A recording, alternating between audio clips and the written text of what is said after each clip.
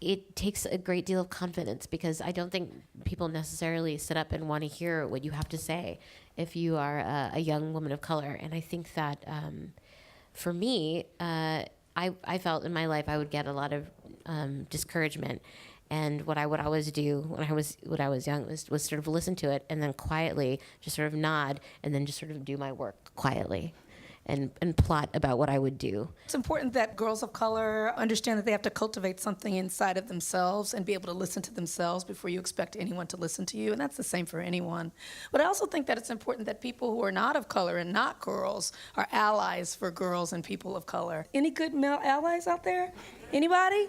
Anybody? You're not raising your hand. Be proud.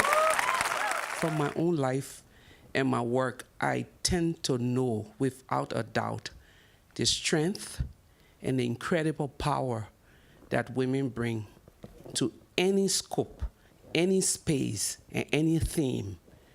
But we still have a problem in the world today.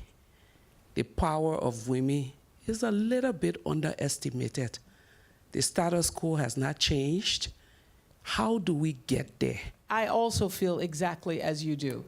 I've always felt the strength of my spirit, my essence, because I knew that I didn't get here by myself. I was carried by a lot of other women and also a lot of other men who came before me. The difference between my success and a lot of other people I see is I recognize I didn't get here by myself, and so I stand in that power. Mighty be our powers.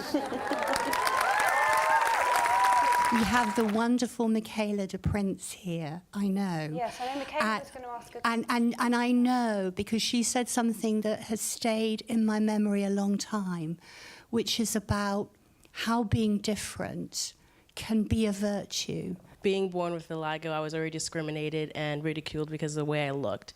So I thought, okay, great, I'm getting adopted. I'm gonna have an amazing life. Everybody's gonna love me for the way I look. And then all of a sudden, it was the fact that I was brown and that I wasn't good enough. And I grew up in a class with only white girls, and even now, it was a struggle for me to tell people, you know, I'm not gonna wear pink tights because I am brown. I am not white. I don't look right wearing white tights. And so for now, you know, I just try to inspire people and to say, don't be afraid to be a poppy in a field of daffodils, and to accept who you are and to accept your flaws, and yeah, to just shine bright.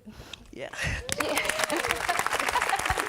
Young people are thinkers. Young people are brilliant. Young people have hope and possibility.